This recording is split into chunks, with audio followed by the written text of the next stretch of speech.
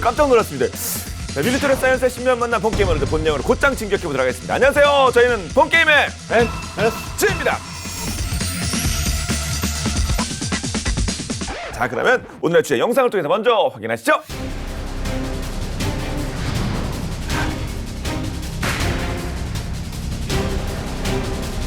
오, 이렇게 보면 그냥 잠수함 아닙니까? 그렇죠. 예. 영화 속에 보는.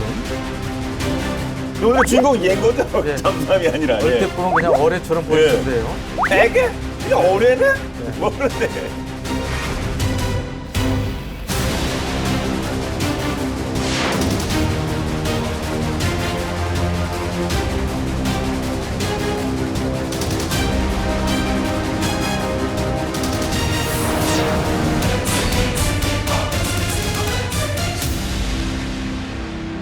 보다 은밀하고 보다 강력한 핵미사일 드론이죠, 사실은. 네.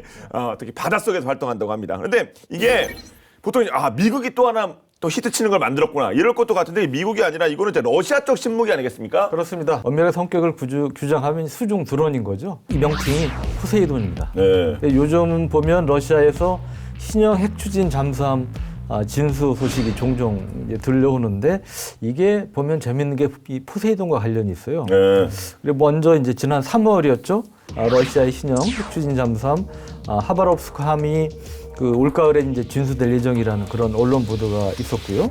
그 전에 이제 자작년 2019년 봄에 벨고로드 함이 원래 이제 작년에 취역할 예정이었는데 코로나 때문에 좀 하여튼 그 본격 실전 배치는 늦춰지고 있는데 이 벨고로드 함 얘기도 있고 그래서 이 두 개 벨고로드하고 하바롭스크 핵 추진 잠수함이 이제 공통점이 있다는 것이죠. 네. 예. 벨고로드, 하바롭스크 이게 그 러시아 또 지명인데 우리 한국은 보통 이제 대한민국을 지금의 대한민국을 만드는데 그 역사적 위인이라든가 아니면 어떤 그 군의 대표적인 분들을 이렇게 명명하지 않습니까? 근데 네. 여기 저는 공통점이라고 하면은 핵이다. 그리고 러시아의 지명이다. 이런 것밖에 모르겠는데 뭐가 있습니까, 그러면? 바로 오늘 주제인 포세이돈을 운반하는 캐리어 역할을 하는 그 잠수함이 다요? 그렇습니다. 해골에 하면 그 핵탄두를 장착한 걸 얘기하잖아요. 네. 보통 이제 추진은 재래식 방식이죠. 핵 추진이 아닌. 그런데 이 포세이돈의 경우는 추진도 핵 추진이에요. 핵 추진에 핵탄두를 장착한. 그러니까 뭐 조금 표현이 뭐합니다만 핵 거리는. 핵잠수함에 핵 추진에 핵 공격에. 그러니까 핵이 두 개가 들어가는 네. 어뢰이자 이제 수중 드론이라고 볼 수가 있는 건데 전용 이 론처, 이 발사대로 만들어진 게 바로 이 벨고로드 함과 하바롭스크 함이라는 건데 이게 이제 속속 이런 잠수함들이 이제 진수가 되니까 빠르면 약 6년 뒤인 2027년쯤에 이 포세이돈이 본격적인 실전 배치가 되지 않겠느냐 이런 전망도 나오고 있어요. 핵잠에 이런 게 필요한 거다 싶어서 포세이돈을 장착한 거냐, 포세이돈이 필요해서 핵잠을 만든 거냐. 아무튼 포세이돈이 상당히 의미를 가지고 있나 보네요. 저는 러시아를 많이 응원하고 지지하는 입장이지만 네. 이게 또 핵무기다 보니까 또 전처럼 막 우리 핵 러시아가 해냈다 이렇게 말하기 좀 그런데요. 기존에 나왔던 어뢰나 이런 거랑 완전히 다르니까 그것을 위해서 또 캐리어가 필요한 그런 상태고 네. 2019년에 이미 발사 시험에 성공을 했었어요. 러시아 국방부가 이제 포세이돈 발사 준비 상황하고 훈련 장면을 담은 동영상을 공개를 했던 거죠. 그만큼 이제 자신이 있는 것이고. 이건 러시아 공개 잘하네요. 예. 유튜브 조회수 때문인지 모르겠는데 엄청 공개합니다. 러시아 국방부가 좀 재미를 들인데 만들어 놓으니까 반응이 좋거든요. 그러게요. 예. 바로 옆에서 촬영해서 그런가. 예. 마치 이제 어뢰가 발사되는 듯한 그런 모습인데 사실 뭐 영상은 그 정도의 분위기긴 하지만 네. 일단은 포세이돈은 러시아 해군함정 설계연구소 루빈이 개발을 한 건데 예. 기존의 수중 어뢰를 이제 자율 조종이 가능한 로봇 개념으로 바꾼 거죠. 예. 그래서 이제 드론이라고 부르는 건데 추진 체계도 이제 핵 추진으로 바꾼 것이고 동력이 핵이니까 작전 시간이 이론상 무한대인 거죠. 일단 물속에 쏴놓으면 이제 뭐 어마어마한 긴 시간 동안 다닐 수가 있는 것이고 추정되는 스펙은 직경은 1.6m, 길이는 24m. 얇고 깁니다. 24m요? 네네. 와. 탄도미사일하고 비교를 하면 2배 정도 크기고 그리고 중량 어뢰, 일반 어뢰 크기의 24배. 그러니까는 캐리어가 새로 필요할 수밖에 없는 상황이고 덩치는 꽤 큰데 속도가 굉장히 빨라요. 최대 수심 1000m, 1km 수심에서 시속 100km로 달릴 수가 있으니까 그건 뭐 물속에서 움직이는 속도로는 어마어마한 빠른 거죠. 속도인 거고요. 이런 네. 속도로 약 10,000km를 잠항한 상태로 갈 수 있다. 이런 스펙입니다. 분명히 일반 우리가 아는 어뢰와는 지금 말씀만 들어도 분명히 차이가 나는데 좀 비교를 좀 정확히 좀 해야 될 것 같습니다. 그렇죠. 그러니까 엄밀하게 얘기하면 무인 잠수정입니다. 근데 이제 형태가 거의 어뢰와 비슷한. 어뢰의 경우는 보통 한 번 쏘면은 끝이잖아요. 가서 그렇죠. 명중을 하든 빗나가든. 말 그대로 파이어 앤 네. 포겟 아닙니까? 그리고 다시 돌아오면 안 되죠. 어이, 이게 아니야. 제가 보면 또 우리 쪽으로 하면 안 되죠. 다시 돌아가면- 아니, 절대 안 되죠, 네. 이거. 근데 실제로 미국에서 미국 잠수함이 어뢰를 쐈는데 네. 다시 돌아와서 침몰한 경우가 있어요. 자기 소리 듣고 온 거 아닙니까, 그러면 그게? 야. 그래서 하여튼 이거 웃으면 안 진짜 되는 웃지 얘기네. 못할 예, 그런 예, 일도 예. 있었는데 여하간 포세이돈의 경우는 물론 이제 정 목표물을 타격을 하면 폭발하고 끝나요. 끝나지만 예를 들어 경우에 따라서는 타격 명령이 중지될 경우도 있지 않습니까? 그럴 경우는 다시 일반 잠수정처럼 돌아올 수 있습니다. 예, 터지지 않은 상태로 해서 그런 게 이제 어뢰와 포세이돈의 이제 큰 차이점이라고 볼 수가 있고 여기에 장착된 핵탄두 위력이 진짜 어마무시해요. 예. 그러니까 일설에 처음에는 뭐 100메가톤이 넘는다 뭐 그런 얘기도 있었는데 100메가톤이면 1억 톤. 1억 톤입니다. 그 핵무기 중에 제일 위력이 센 게 러시아의 짜르본바라는 게 있어요. 이 짜르본바의 위력이 50메가톤이었어요. 그 2배란 얘기인데 이거는 그거보다 직경도 작고 사실은 크기도 작은 건데 그래서 최근까지 나온 첩보 뭐 공식 발표가 안 됐으니까 추정이 되는 건 추정으로만 나오는 건데 한 2메가톤 정도의 위력이 아니냐. 근데 2메가톤도 사실은 엄청나죠. TNT 폭격 200만 톤. 어우. 예, 200만 톤이고 히로시마에 떨어진 게 15킬로톤이었기 때문에 그보다 훨씬 큰 위력을 갖고 있는 그런 것이고 쓴다면 조금 뭐 배 하나 깔아치고 그런 게 목표가 아닌 거죠. 예. 항공모함이나 항모 전단, 그다음 미국의 군항이라든지 이런 것들 큰 목표물을 대상으로 해서 쓸 가능성이 많은 거고요. 만약에 이 포세이돈이 뉴욕항을 때렸다, 충격파라든지 이런 것까지 감안하면 그 파장이 충격이 한 100km 이상 가지 않겠는 이런 추정도 나오고 있습니다. 와, 그럼 이게 뉴욕을 상황이 그렇긴 합니다만 인천이 만약입니다만 인천이 그렇게 되면 서울도 보면 영향을 받을 수 있을 정도로 엄청난 파괴력을 가지고 있네요, 진짜. 그러겠죠. 네. 원래 이제 원자력 잠수함도 일반 재래식 잠수함보다 소리가 커요. 왜냐하면 그 냉각 계통의 그런 그 감속기라든지 뭐 하여튼 여러 가지 장치가 있기 때문에 소리가 좀 큰데 이 포세이드 경우는 좀 소음을 감소시킨 이러한 장치를 개발한 것으로 일단 추정을 하고 있고요. 그래서 우리가 이제 스텔스하면 레이더에 안 잡히는 거지만 바다의 스텔스하면은 뭡니까? 바다에서는 주로 음향, 소나로 잡으니까 소리가 작게 나면 탐지될 가능성이 낮은 거죠. 그래서 그렇죠. 일종의 이제 스텔스 수중 드론이 되는 거죠. 소리가 작으면. 미국의 예를 들어 뭐 탄도미사일 잠수함 기지가 있는 데가 조지아주의 킹스베이라는 데가 있고 그다음에 워싱턴주에 퓨저 사운드라는 데가 있는데 이런 등등 미국이 전략기지 대도시를 공격한다 그러면 뭐 뉴욕이나 샌프란시스코 뭐 이런 것들 상상할 수가 있는데 타격한다 어떻게 되겠습니까?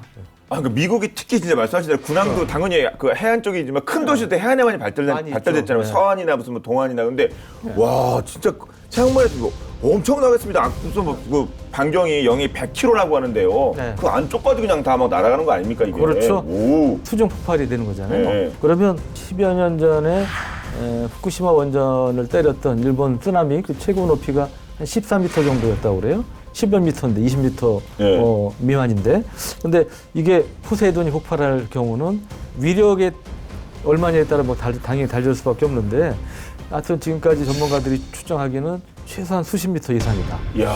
100m 이상의 쓰나미가 올 수도 있다. 예. 이제 그런 추정도 나오고 있고 근데 이 쓰나미도 보통 쓰나미가 아니잖아요. 방사능에 오염된 소위 핵 쓰나미가 될 수 예. 있으니까 포세이돈이 사용된다면 그 파장은 정말 상상하기 힘들 정도의 진짜 것이다. 포세이돈이 그 쓰나미에서 삼지창 들고 그렇죠. 오는 그런 모습일 것 같습니다. 진짜 네, 엄청날 것 같네요. 그렇죠. 포세이돈이 수중 ICBM이다. 또는 뭐 쓰나미, 대파괴, 아포칼립스 어뢰다.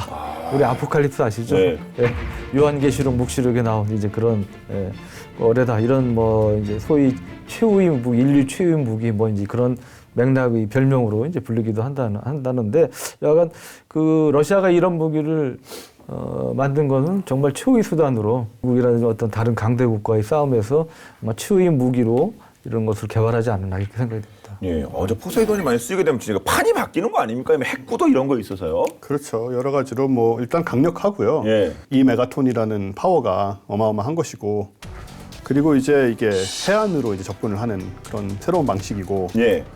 사실 히로시마 폭탄은 굉장했다고 하지만 15킬로톤에 불과했으니까 뭐 비교도 안 되는 그런 파괴력을 갖고 있고요.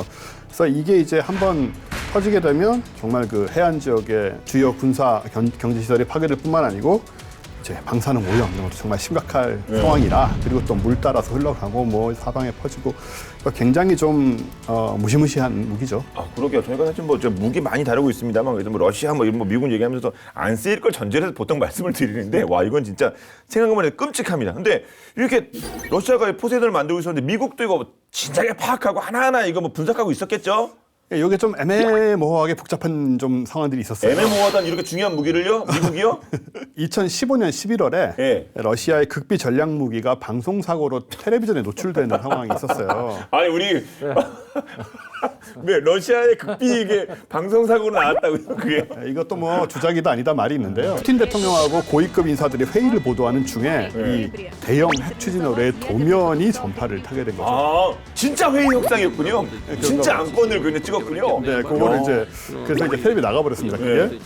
그래서 이제 그때는 이제 스테이터스 6, 스타투스 6라는 명칭하고 함께 이제 설계 성능 등이 유출이 돼버렸고, 그 여파가 상당했죠, 당연히. 네. 그래서 군사 전문가들의 좀 상식을 깨는 좀 새로운 무기, 충격적인 무기였기 때문에, 그래서 이제 미국과 서방 국가가 입장에서는 이게 혹시 우리를 괜히 위협하기 위한 가짜가 아니냐. 아, 의도적으로 괜히. 없는 사실 흘린다. 뭐 예, 그런 게 아니냐, 예, 이런 의심도 있었고요. 그런데 2016년부터 러시아 해군이 사로프급 B-90 특수 잠수함을 통해서 이 포세이돈 발사 시험을 시작을 합니다. 예. 그래서 실제 위협이라는 것이 이제 확인이 되기 시작을 했고, 그리고 지난 2018년 1월에 미 국방부의 핵태세 점검 검토 보고서, 핵태세 검토 보고서라는 게 있는데, 이 NPR이라고 하죠. 이 초안에서도 이 핵탄두 탑재 수중 드론의 존재를 인정을 했고요. 그래서 현재 포세이돈은 이제 미국, 러시아를 제외한 중국, 프랑스, 인도, 그리고 모든 핵보유국의 핵무기 위력을 합친 것보다도 더 큰 위협이다. 이런 평가를 받을 정도로 지금은 현실이 되어 있습니다. 우리가 이제 밀떡술 사이에 전설처럼 내려온 얘기가 있죠. 러시아는 무기를 입으로 만든다. 아, 게임 쪽에서 그런 말 있어요. 입스타, 입으로 스타한다, 입으로 롤한다, 입롤 뭐 그런 거 있는데, 아, 입으로 무기를 만들어요? 그러니까 좀 과장된 게 많다 뭐 그런 네. 건데, 물론 뭐 중국도 좀 과장이고 과장으로 유명하지만, 근데 이거는 정말 제대로 하나 만든 것 같은 이제 그런 이제 얘기 평가들이 나오고 있고, 진짜 게임 체인저가 될 수 있는 그런 위협으로 간주되는 이유는 뭐냐면, ICBM이든 그다음에 잠수함 발사 탄도미사일이든 일단 높이 하늘로 솟아올랐다 떨어지니까 일단 올라오면 미국 조기경보망이 잡히지 않습니까? 레이더니 인공위성이나 이런 데 잡힐 수 있고, 그다음에 이제 미국이 미사일 방어 체제에 세계에 요격될 수 있는 거죠. 뭐. 근데 이 포세이돈은 물속에서 잠수함처럼 움직이니까 탐지가 힘든 거예요. 아시다시피 지금까지 기술로는 물속의 잠수함을 실시간으로 잡을 수 있는 거는 없어요. 음향으로 뭐 이렇게 가까이서 추적하거나 이러지 않는다면은 인공위성으로 하늘에서 잡기는 불가능한 건데, 그러다 보니까 이 포세이돈이 움직일 때, 움직이는 것도 뭐 하루 이틀 잠깐 움직이는 게 아니고 핵 추진으로 아까 원세 말씀하셨듯이 장기간 뭐 10,000km를 항해할 수 있다고 그러니까 ICBM 탄두가 하늘이 아닌 물속에서 날아오는 이제 그런 상황이 되는 거니까 위협적인 무기가 될 수밖에 없는 거죠. 예. 보통 잠수함이나 어뢰보다 훨씬 빠르거든요, 포세이돈이. 빠르기 때문에 뭘 설사 발견한다 해도 그거를 요격하는 것도 또다시 어려운 문제가 되고. 100km 이상 되는 걸 쏴야 될 거 아닙니까? 맞추려면. 그것도 시속 100km도 이제 수심 1km에서 100km를 내거든요. 그러니까 그런 속도를 내는 것이 거의 없으니까 바닷속에는 일단 굉장히 어려운 것이고, 보통 이제 해수 밀도가 공기보다 800배 이상 높으니까 이제 잠수함이나 어뢰는 수중에서 빨리 달릴 수가 없는 거거든요. 근데 포세이돈은 이제 특별한 기술을 활용을 해서 그걸 가능하게 한 거죠. 그게 뭐냐 하면 이제 초공동 기술이라는 건데, 보통 잠수함이 물에서 가다 보면 당연히 앞쪽에서 저 물의 저항을 받지 않습니까? 예. 저것 때문에 속도를 어느 한계 이상 낼 수가 없는 거거든요. 근데 초공동 기술이란 건 뭐냐면 저 앞에 노즐에서 일부러 가스를 내뿜어요. 가스를 내뿜어 가지고 그 가스를 통해서 그 주변에 잠수함 잠수체 주변을 둘러싸는 거죠. 그래서 물이 직접적으로 기체, 선체에 닿지 않게 흘려보내는 겁니다, 앞으로. 그럼 저항이 더 많아지는 거 아닌가요? 그렇지 않죠. 유선형으로 만들어서 이제 흘려보낼 수 있고 공기 저항 자체를 이제 주변으로 다 이제 흩어보낸다는 그런 개념이 돼가지고 저 초공동영상 우리가 지금 말하는 건 앞에서 가스를 내뿜어서 일부러 기포를 만드는 거고 기포로 저 잠수정을 뒤집어 씌우는 거죠. 저런 방법을 동원하면 그 물의 밀도 부분들을 좀 비껴갈 수가, 그 충격을 비껴갈 수가 있어서 저걸 통해서 우리가 이제 100km 이상 속도를 낼 수 있다는 건데 실제로 구소련에서 1960년대에 개발을 시작해서 지금도 러시아에서 운용을 하고 있는 BA-111 쉬크발 어뢰라고 있는데 이거는 시속 370km로 물속에서 갈 수가 있습니다. KTX 이상 아닌가요, 그러면? 그렇죠. 헬기 속도 이상의 속도로. 와. 그런데 포세이돈은 이제 100km라고 해서 느린 것 같지만 이거를 수심 1km, 1000m에서 해낼 수 있다는 게 굉장한 것이고 이렇게 밑에서 이렇게 빨리 가니까 발견도 거의 불가능하고 요격도 거의 불가능하다. 예. 우리가 적들이 걸 찾기도 어렵습니다만 걔도 뭐 탐지해서 어디 찾아가고 이런 것도 어려운 거 아닙니까? 수심 100m, 1000m면? 그렇죠. 수중 1000m면 사실 그 정도 깊이를 내려갈 잠수함도 별로 없어요. 잠수정, 특수 잠수정이 이런 게 아니면 1000m에서 작전할 수 있는 잠수함은 거의 없기 때문에 이제 그런 면에서도 원수님 말씀하시다시피 이제 한계가 있는 건데 물속에서는 당연히 이제 소나를 활용해서 항로를 파악하거나 아니면 목표를 탐지하는 이제 그러한 기능을 가질 것으로 이제 추정이 되는데요. 초속 한 1,500m 정도로 움직이는 그런 음향신호를 활용해서 이제 우리가 그 탐지를 이제 하는 것이고. 그러니까 포세이돈 있잖아요. 아, 이름은 잘 지은 것 같은데 그 포세이돈 미국 해군에도 이 무기 있지 않습니까? 근데 같은 걸 이렇게 쓰면 헷갈리지 않나요, 포세이돈? 미국 포세이돈은 이제 잠수함 킬러잖아요. 그러니까요. P-8A 해상 초계기가 포세이돈인데 근데 러시아 포세이돈은 이제 국민들의 이름을 붙여줬어요. 아, 그 서방에서 붙인 이름 아니에요? 네, 러시아에서 직접 러시아 붙여준 이름이 건데 포세이돈이에요. 국민들이 2019년에 러시아 국방부 웹사이트를 통해서 공개 투표를 했습니다. 러시아도 요즘 이런 걸 합니다. 그러게 죠 유튜브로 영상 보도 많이 하고 국민의 의견도 묻고. 네. 이 대중투표위에서 무기 이름 붙인 거는 러시아 역사상 처음이고 그래서 러시아가 그만큼 좀 포세이돈에 뭐 여러 가지로 좀 공을 들이고 좀 이미지를 좀 만들려고 하는 게 아닌가 그렇게 생각이 되죠. 네. 이 포세이돈이 워낙 그 강력하고 위력적이어서 이건 뭐 러시아도 그렇고 뭐 다른 나라 말을 것도 없고 걱정이 많을 것 같습니다. 이게 발사 시험만으로도 환경을 오염시킬 수 있지 않느냐 이제 이런 우려가 일각에서 좀 나오고 있는 건데 예를 들어 그 2019년에 이제 러시아에서 핵 추진 순항 미사일 시험을 했는데 이게 폭발 사고가 난 거예요. 그러니까 핵 추진 순항 미사일 브레베스트닉이라는 건데 이때 뭐 러시아는 공식적으로 인정을 안 하고 있지만 상당히 심각한 핵 방사능 오염 사고가 발생했을 것으로 전문가들은 추정을 하고 있죠. 그 리스크가 워낙 커가지고 그것도 또 고려해야 될 그런 상황일 것 같긴 합니다만. 사실은 핵무기가 너무 위력이 크기 때문에 현실적으로 쓸 수 없는 무기였잖아요. 그러니까 미국 중심으로 해서 쓸 수 있는 핵무기를 만들자. 그래서 저위력 핵무기를 막 계속 개발하는 추세고 그러니까 위력을 좀 더 약화시키거나 아니면 재래식 무기의 정밀도와 이력을 높여서 소위 소형 전술핵 무기하고 비슷한 이력을 갖는 이런 재래식 무기를 개발하는 게 이런 이제 새로운 추세인데 왜 그럼 러시아가 이런 무지막지한 그 핵무기 카드를 다시 꺼냈을까? 그거는 이제 러시아가 뭐 푸틴이 집권한 다음에 경제가 좀 회복됐대지만 전반적으로 이제 경제가 많이 좀 여의치 않은 편이고 그러다 보니까 이제 국방 예산이 많이 줄지 않았습니까? 전성기에 비해서. 그러니까 가성비를 따지다 보니까 이제 아무래도 핵무기가 그런 면에서 비용 대비 효과 면에서 이제 효용성이 큰 이제 그런 무기로 평가가 됐고 또 하나는 이 포세이돈과 같은 핵무기는 아직까지 서방 세계, 미국을 포함한 서방 세계에 없어요. 그러니까 비교 우위를 가질 수 있는 거죠. 이른바 비대칭 무기로서 미국을 비롯한 서방 세계를 압박할 수 있는 하나의 중요한 무기로서 이런 개발한 것이 아니냐 이제 그런 것이고 미국에 대한 압박 그다음에 이제 군사력 건설을 해갈 것으로 예상이 되고 있습니다. 포세이돈은 말씀하신 대로 여기서 그냥 한국에서 막 쏘는 게 아니라 캐리어가 필요하지 않습니까? 이제 캐리어 핵잠수함들 살펴볼 때가 된 것 같아요.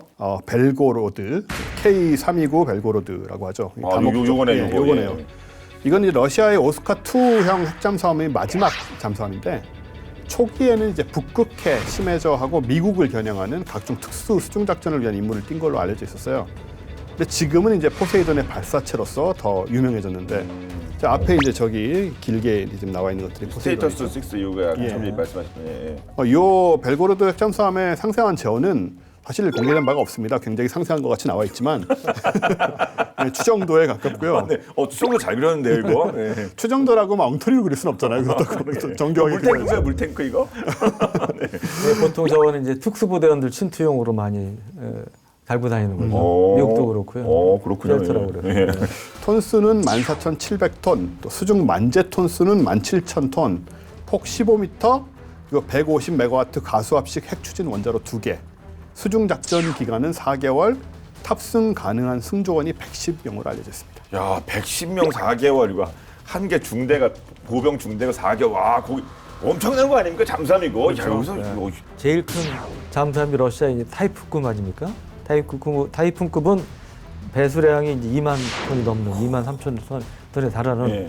우리 영화 붉은 시호로의 이제 주인공으로 등장하기도 했는데 이거는 길이가 173m 이기 때문에 좀 이거보다 그러니까 타이푼거보다 한 11m 정도가 더 긴 거예요. 근데 타이푼은 참고로 굉장히 넓적합니다. 그래서 부피로 따지면 사실은 타이푼이 전반적으로 보면 더 크다고 볼 수 있겠지만 약간 길이로 보면 거의 세계에서 제일 긴 잠수함이다 이렇게 얘기할 수 있고 이 러시아는 이제 1990년대 초반부터 이 구형의 이제 타이푼급 대신에 이 벨고로드를 이제 건조를 하려고 했는데 이제 돈 문제 때문에 계속 연기가 됐는데 이제 푸틴이 정권을 잡고 경제가 좀 회복되면서 다시 그다음에 이제 군사력 증강을 외치면서 이제 본격적으로 이제 건조가 됐다고 볼 수가 있고요.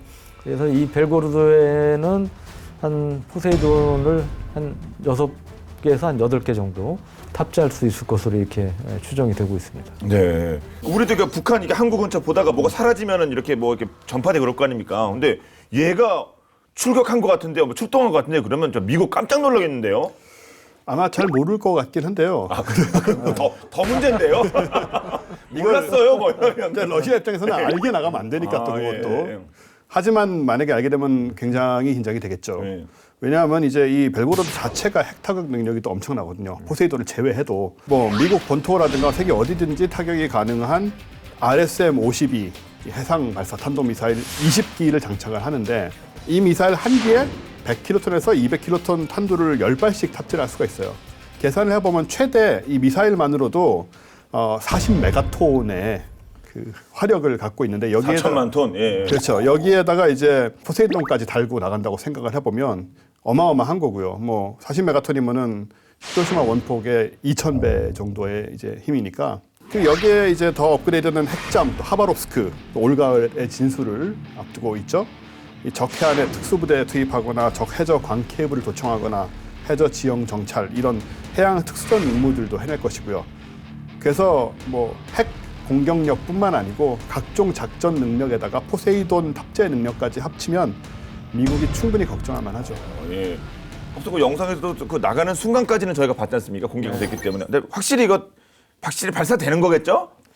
그러니까 이제 그런 것들을 우리가 판단할 수 있는 그런 정황들이 좀 네. 포착이 되고 있는데 예를 들면 지난 2월에 이제 미국 해군 연구소 뉴스에 따르면은 유럽 에어버스의 상용위성이 러시아 북해함된 세베로도네츠크 기지에서 지금까지 우리 얘기하는 그 벨고로드 핵추진 잠수함에서 그 어뢰 발사가 근데 이제 일반 어뢰보다 훨씬 크다고 그랬잖아요. 그러니까 확장된 어뢰 발사관을 통해서 포세이돈을 시험 발사하는 모습을 포착한 적이 있다고 그러고요. 참고로 상용위성이 이런 걸 어떻게 알 수 있냐 뭐 그런 의문을 가지실 수 있을 텐데 요즘은 상용위성도 해상도가 엄청나게 높아져가지고 뭐 70cm, 50cm 미만, 뭐 30cm까지 내려가요 해상도가. 근데 아까 얘기했던 포세이돈의 길이가 20m가 넘잖아요. 그러니까 뭐 상용위성으로도 충분히 그런 것들은 포착할 수 있는 그런 능력이 된다고 볼 수 있습니다. 예. 사진 촬영된 장소가 뭐 북해함대 러시아에 그럼 뭐지 북극해 그쪽이네 저 위쪽? 그렇죠. 사실 요즘 이제 러시아를 비롯한 그 강대국, 뭐 미국이나 중국 이런 강대국들이 북극에 대한 관심이 엄청 높아지고 있고 북극에서의 군사적 활동도 굉장히 활발해지고 있는데요. 자원의 보고라는 거죠. 북극 그 해저에 많은 이제 자원들이 매장이 돼 있다고 그러고 또 하나는 북극에 대해서 아직까지 우리가 모르는 것들이 많이 있어요. 그래서 어떤 그 정보, 각종 해저 상황이라든지 이런 거에 대한 정보를 파악하기 위한 이제 그런 것들. 또 하나는 이제 벨고로담을 통해서 러시아군이 이제 북극해 건설 중인 전 세계 해저 관측 통신 시스템 배치도 이제 지원하는 목적인 것으로 알려지고 있습니다. 예. 확실히 그래서 그런가 요즘 뭐 북극해에서 훈련한다 이런 얘기가 무슨 뭐 여러 나라가 진짜 많이 들려오는 것 같아요. 이제 올 초 3월에 러시아가 북극해에서 이제 잠수함 훈련을 했는데 또 유명한 영상이 있죠. 여기가 이제 북극의 바렌츠의 인접 해역인데요. 네. 반경 300m 범위 내에 있는 러시아 해군의 전략 핵잠수함 3척이 1.5m의 얼음을 깨고 동시에 부상하는 훈련에 지금 보시는 대로 성공을 하는 모습이 담겨 있습니다. 네. 이 러시아 해군, 지상군, 공군 그리고 지질학회 과학자들이 참석한 가운데 영하 25도에서 30도의 혹한 속에서 43종의 훈련을 실시한 건데요. 이거 포함해서 네. 이게 가장 인상적이긴 하죠. 이 잠수함 부상 훈련 외에도 북극해 수중에서 SSBN 어뢰 발사, 북극 상공에서 미그 31 전투기 공중 급유 나오네요. 그리고 북극해 주둔 저격 여단의 이제 혹한 저격 훈련 이런 것까지 다 이제 치러졌습니다. 지금 이제 종합 훈련을 한 것인데요. 이제 혹한기 훈련하네요. 불쌍해라. 엄청 죽겠다. 진짜 혹한 이제 러시아는 혹한기 훈련을 북극 가서 합니까? 러시아도 충분히 추울 텐데 굳이 또 가서 그러게요. 와, 이거 우리 혹한기 훈련은 이렇게 행복하다고 해야 되네요. 엄청 추운데. 야, 이거 러시아군 장난 아닌데요? 혹한기 훈련의 끝판왕이네, 진짜 북극 가서 하다니. 예, 저렇게 이제 종합적인 훈련을 했는데 네. 여기에 대한 외신의 반응이 아무래도 좀 뜨겁죠. 아, 예. 이제 세 척의 잠수함이 불과 300m 간격으로 얼음판을 깨면서 동시에 부상한 거는 사실 굉장한 기술적인 성과고요. 1988년에 구소련의 K475 핵잠수함이 얼음 부상 훈련을 하다가 이제 선체에 심각한 손상을 입기도 했고, 또 2003년에는 미군의 해군 이제 코네티컷 SSBN 여기 이제 북극해에서 또 얼음 부상 훈련하다가 방향타에 손상을 입은 적이 있어서 이게 쉬운 일이 아니거든요. 예. 그래서 러시아 이번 훈련이 이제 단순한 해군, 공군, 육군 합동훈련일 뿐만 아니라 점차 변화해가는 북극해의 수중 잠수함 작전 환경을 좀 측정하는 이제 목적도 있다. 이렇게 생각을 할 수 있고요. 또 여러 군사 전문가들의 의견을 종합해 보면 러시아가 북극해에서 군사적 우위를 점하려는 의도가 아주 명확하다. 이렇게 좀 보여지죠. 예. 그러니까 북극해에서 군사적 우위를 점하면 되게 유리한 점이 많나 봐요. 이 얼음 부상 훈련이 진짜 위험하다고 그래요. 그래서 그 배가 손상을 입는 경우도 있고, 그러니까 이게 잘못해서 제대로 올라오지 못하면 그 충격에서 다시 내려갈 거 아닙니까? 그 잘못해서 침몰할 수도 있는 거고, 그래서 상당히 우리가 상상한 것 이상으로 좀 위험하다고 그러는데, 그러니까 그 세 척이 동시에 부상한 건 정말 대단한 성과라는 거죠. 300m 간격인가 그래가지고. 네. 아, 예. 얼음 밑에 있으면 잠수함이 있으면 이게 탐지하기가 더 힘들죠. 일반 바닷속에 있는 것보다 얼음 밑으로 소나를 내릴 수가 없잖아요. 아, 그렇죠. 음향 탐지 장비. 예. 뭐 들어가야 되는데. 소노부인이 뭐니 이런 걸 네. 투하할 수도 없어요. 얼음 밑에는. 그러니까 탐지가 어렵다는 얘기는 기술적인 공격이 가능하다는 거죠. 그러니까 북극의 두꺼운, 그것도 얼음도 뭐 얇은 것도 아니고 엄청 두꺼운데 그걸 갑자기 딱 뚫고 올라와서 미사일을 쏘면 미사일이 올라온 뒤에는 알 수 있다는 거죠. 그전에는 알기가 굉장히 어렵다, 매우 어렵다. 그래서 기술적인 발사를 할 수 있고, 또 하나는 북극에서 쏘면 러시아 본토에서 쏘는 것보다 훨씬 거리가 단축되죠. 미국을 향해 쏘면. 또 이 북극해는 수중 환경도 사실 잠수함 탐지가 어렵다고 그래요. 여러 가지 수온, 염도, 산소량 이런 측면에서 하여튼 잠수함 이 소음이 좀 덜 잘 전달되는 이러한 수중 환경이기 때문에 이제 어렵다고 그러고요. 그리고 진짜 요즘 북극이 이제 주목받고 있는 이유 중에 하나는 우리도 좋은 게 항로가 일단 단축될 수 있다고 그러더라고요. 저쪽 수에즈 운하나 이제 이쪽 돌아가는 것보다는 항로가 대폭 단축됐기 때문에 뭐 중국도 그렇고 뭐 지금 북극 항로 벌써부터 굉장히 눈독 들이면서 관심들을 갖고 있는데, 그래서 벌써부터 지금 이 북극해 해양 경계선을 어떻게 할 것이냐, 법적인 군사적인 측면에서 이걸 어떻게 접근할 것이냐를 놓고 첨예한 신경전이 지금 벌어지고 있습니다. 예. 그럼 미국 쪽은 러시아가 이렇게 활발하게 활동하고 있는데 미국은 가만히 있지 않을 거 아닙니까? 그렇죠. 당연히 이제 미국도 이제 노력을 하고 있는데, 예를 들어 미국에 이제 노스캄이라고 있어요. 북부사령부라고 있는데 여기 2016년부터 이 북극해에서 이 러시아처럼 이제 탄도미사일 탑재 잠수함이 이제 얼음을 깨고 부상하는 이제 그런 훈련을 좀 하고 그러는데 이런 잠수함, 그다음에 알래스카에 주둔한 육군, 그다음에 코스트가드, 해양경찰, 해양경비대 이런 최빙선까지 동원해서 이제 훈련을 하고 그런데 이걸 영어로 ICE 엑서사이즈, 그야말로 아이스 엑서사이즈를 정기적으로 이제 하고 그러는데 작년 그러니까 2020 아이스 엑서사이즈 아이스 훈련의 경우는 미국의 최신형 공격용 잠수함이 이제 시울프급 하고 그다음에 이제 구형인 로스앤젤레스급 잠수함이 동시에 부상하는 훈련을 해서 성공하기도 했다고 그럽니다. 그러니까 뭐 러시아의 세 척 수준은 아니지만 두 척 정도는 미국도 이제 같이 부상하는 이제 얼음을 깨고 부상하는 그런 훈련을 했고요. 이게 이제 러시아의 북극해 선점에 대응하는 그런 성격으로 풀이가 되고 있고 미국이 이제 이함대 사령부를 부활시켰는데 그 이유 중에 하나가 바로 이 북극해에 대한 대잠수함 작전을 전담시키기 위해서 그런 거다. 그런 해석이 나오고 있죠. 근데 아무래도 지리적으로도 그렇고 이제 러시아가 좀 미국보다는 북극해 지역에 다양한 많은 기지라든지 시설을 운용을 하고 있어요. 예를 들면 2014년 이후에 그 러시아는 북극해와 인근 지역에 공공기지만 해도 한 73개, 그리고 레이더 기지는 한 10개 정도를 건설해서 71만 제곱미터 지역을 차지하고 있는 그런 상황이고, 그다음에 각종 첨단 무기 기술들도 이제 북극해 지역에서 정기적으로 테스트되고 있는 것으로 알려지고 있습니다. 네, 저렇게 오늘 전 세계적으로 관심을 모으고 있는 잠수함 그리고 거기에 포세이돈을 살펴보고 있는데, 근데 세상에서 가장 어이없이, 그러니까 지금까지 제가 보기에는 제일 무서운 잠수함을 오늘 좀 저희가 다루고 있는 것 같습니다만, 제일 또 어이없이 침몰한 그런 잠수함도 있다고 하는데요. 2차 세계대전 당시에 제대로 싸워보지도 못하고 진짜 레알 오물을 뒤집어쓴 채 적에게 발견된 비운의 독일 잠수함 유보트가 있다고 합니다. 그게 어떤 내용일지 본방 자세히 살펴보도록 하겠습니다. 보시죠.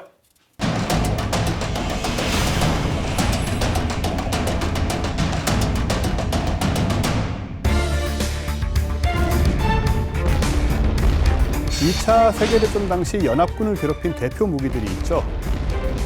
지상전의 왕자 티거 전차, 북해의 고독한 여왕 틸피츠 전함, 보복 무기로 쓰인 V1, V2 로켓, 세계 최초의 제트 전투기 등 그 종류도 다양한데요.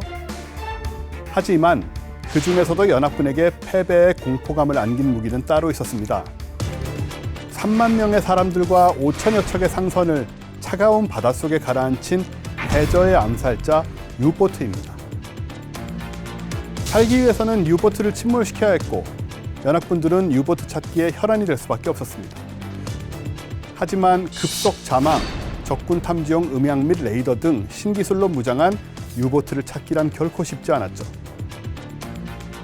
그러던 어느 날 2차 세계대전이 막바지에 접어들 즈음 유보트가 제발로 연합군 앞에 모습을 드러냈는데요.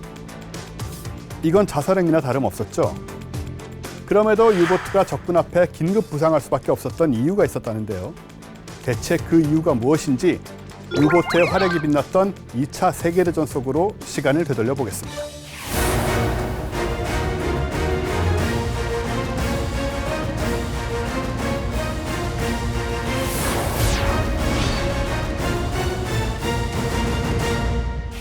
유보트는 연합군뿐만 아니라 독일군에게도 공포의 대상이자 기피하고 싶은 대상이었습니다. 잠수함에서의 생활이 괴롭다 못해 고통스러웠기 때문이었죠. 유보트는 크기가 큰 만큼 많은 탑승 인원을 자랑했는데요. 그러다 보니 습기와 냄새로 인해 버티기 힘들었다고 합니다. 통풍도 안 되는 공간에 20-30명이 옹기종기 모여 근무하고 있으니 악취가 상당했겠죠? 하지만 상상 초월의 고통을 안겨준 건 따로 있었습니다. 바로 화장실이었는데요. 일반적으로 화장실 변기는 탱크에 배설물을 모아 밖으로 배출하는 방식인데 바닷속에서 활동하는 유보트는 수압 때문에 배설물을 밖으로 내보내는 게 불가능했습니다. 그래서 양동이의 볼일을 보고 따로 모아둘 수밖에 없었던 거죠. 그나마 수면 위로 잠수함이 떠오르면 오물을 버릴 수 있었지만 유보트는 작전 특성상 오랫동안 바닷속에 머물며 임무를 수행해야 했기 때문에 물 밖으로 나오는 일이 쉽지 않았습니다. 습기와 땀 냄새도 모자라 오물 냄새까지 더해졌으니 선원들의 고통이 얼마나 극심했을지 짐작되시죠? 그래도 그 고생을 알아주기라도 했던 건지 1945년 독일은 2개의 대공포와 14개의 어뢰 등 새로운 무기가 장착된 최신식 잠수함 U-1206을 개발하는 데 성공합니다. 그리고 유보트에서 가장 중요했던 배설물 처리 부분도 말끔히 해결했는데요. 사실 배변 처리를 위해 해면으로 떠오르게 되면 적에게 노출될 위험이 컸는데요. 이러한 약점을 보완하기 위해 물 위로 떠오르지 않고도 바닷속에서 해결할 수 있도록 압축 처리 화장실을 개발해 설치합니다. 그런데 사용법이 어찌나 복잡하던지 8개의 밸브를 순서대로 열었다 닫았다 한 번이라도 실수했다간 바닷물이 유입될 위험이 있어 U-1206 화장실엔 반드시 훈련된 전문 수병을 두어야 했습니다.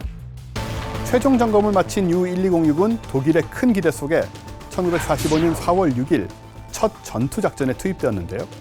그런데 열흘도 채 안 된 U-1206에 이상한 움직임이 포착됩니다.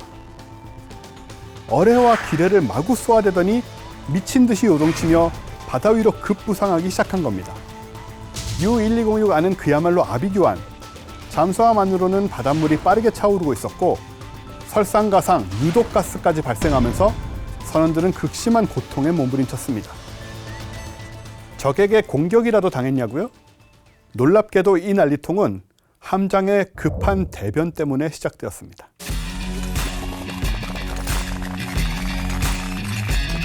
과식이라도 했던 건지 급신호가 온 칼 아돌프 슈리트 함장은 다급히 화장실을 찾았는데요. 매일같이 화장실을 지키는 수병을 발견한 그는 내가 볼일 보는 동안만이라도 좀 걷다 와 라며 산책을 제안했는데요. 마침 반복되는 업무가 따분했던 수병은 감사해 하며 잠시 자리를 비우게 됩니다. 그런데 용변을 마치고 한참이 지났는데도 수병이 돌아오지 않는 겁니다. 기다림에 지친 함장은 직접 기계를 작동하기로 하는데요. 이것저것 만져봤지만 마음대로 되지 않았습니다. 밸브를 열고 닫기를 반복하던 찰나 산책을 마친 수병이 돌아왔는데요. 함장은 왜 이렇게 늦게 왔냐며 다급히 장치를 작동시키라 지시합니다. 함장의 호통에 당황이라도 한 것인지 기술 수병은 돌리지 말아야 할 밸브를 저도 모르게 돌리고 말았죠. 순식간에 바닷물이 잠수함 안으로 밀려 들어왔고 쌓여있던 오물과 뒤섞이기 시작했습니다.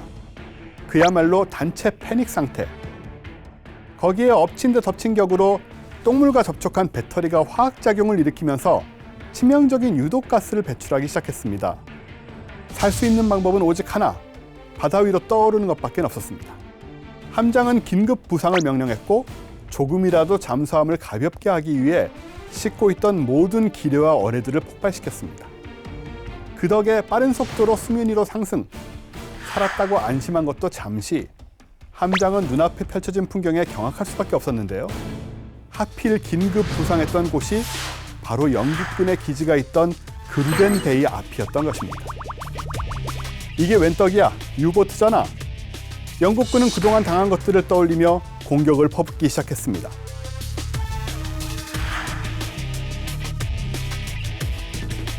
전장의 판도를 뒤바꿀 강력한 무기로 가장 많은 주목을 받았던 U-1206. 하지만 화장실 때문에 제대로 된 공격 한번 해보지 못하고 침몰하면서 훗날 2차 대전 중 가장 재수없는 사건으로 기록되었다고 합니다.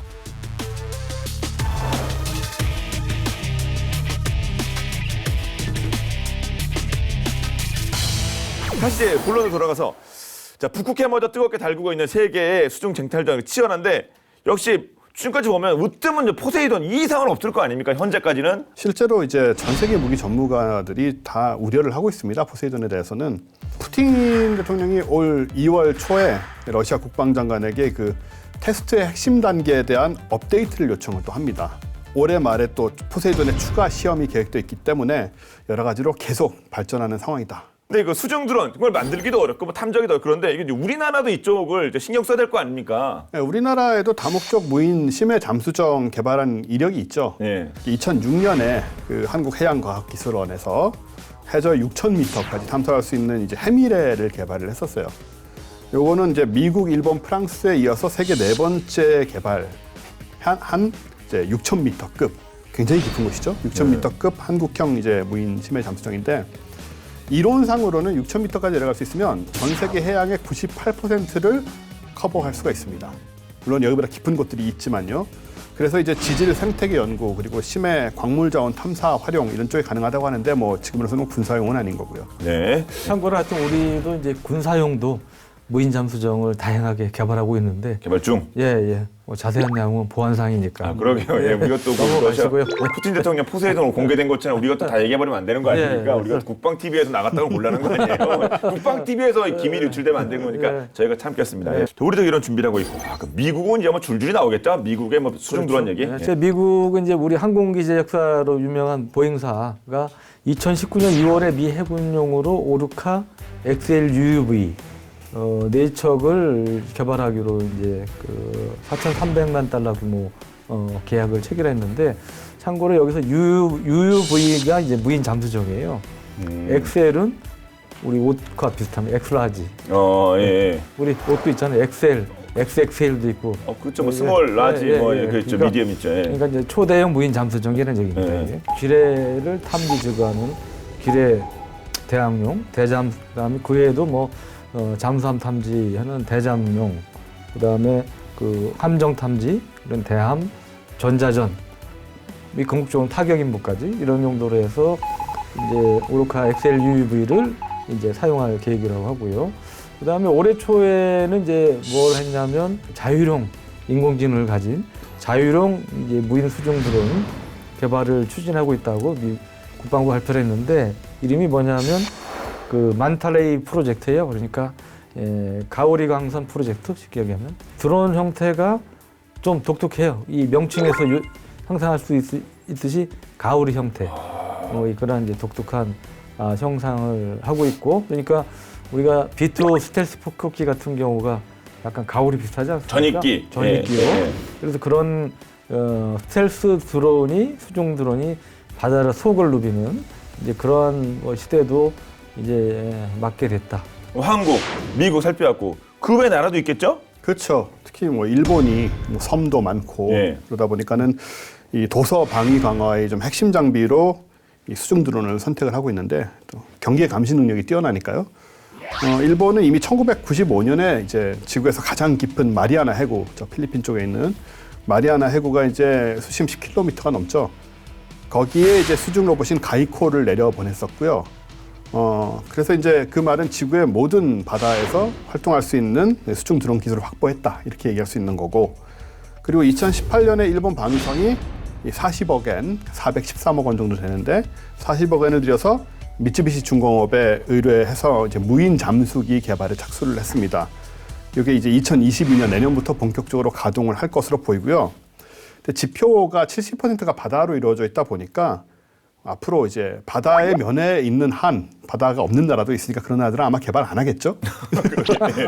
그러게요, 좀. 예, 몽골이라던가 뭐 좀 굳이 바다에 붙은 나라라면 대부분의 나라들이 아마 수중 드론들을 또 만들어 보고 활용하려고 하지 않을까 생각이 됩니다. 네.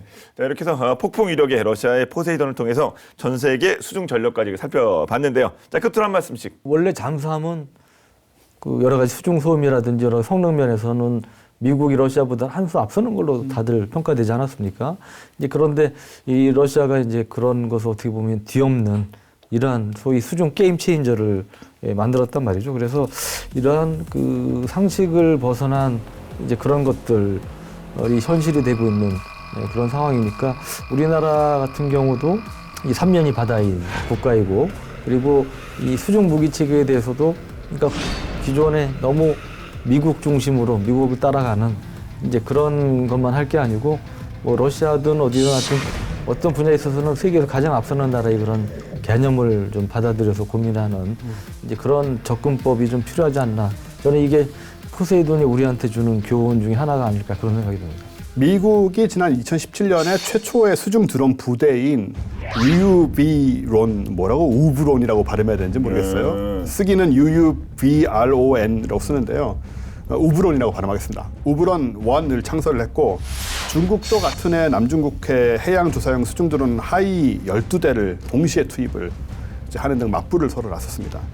미 해군이 필리핀의 수비크만에서 북서쪽으로 92km 떨어진 남중국해에서 운용하던 그 연구용 수중 드론을 중국 해군이 무단으로 가져간 일도 있었어요.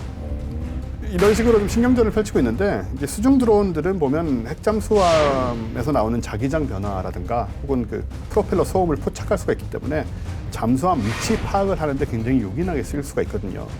그래서 이런 상황이다 보니까 러시아의 포세이돈에 아무래도 세계의 이목이 집중이 되는 거고요. 과학 기술이 발전하는 건 좋은데 이 탐사용으로 쓰이는 게 아니고 지금 무기를 계속 개발을 하는 데다가 핵무기까지 장착이 되다 보니까 역시 핵은 이제 한번 만들어 놓으면은 물론 전쟁을 억제하는 힘도 있을 수 있지만 만약에 발사되기 시작하면 공멸을 초래하는 그런 위험이 있다 보니까 그거를 항상 염두에 좀 둬야 되지 않나 그런 생각이 듭니다. 네. 자, 이렇게 해서 본 게임 여기까지 정리해 보도록 하겠습니다. 오늘 정말 흥미진진한 얘기 나눠봤는데요. 저희 본 게임은 국방TV 앱을 통해서 언제든지 즐기실 수가 있으니까 많은 활용 부탁드리도록 하겠습니다. 그럼 저희는 다음 주에 더 화끈한 내용으로 돌아오도록 하겠습니다. 지금까지 저희는 본 게임 2의 찌였습니다. 고맙습니다. 네, 감사합니다.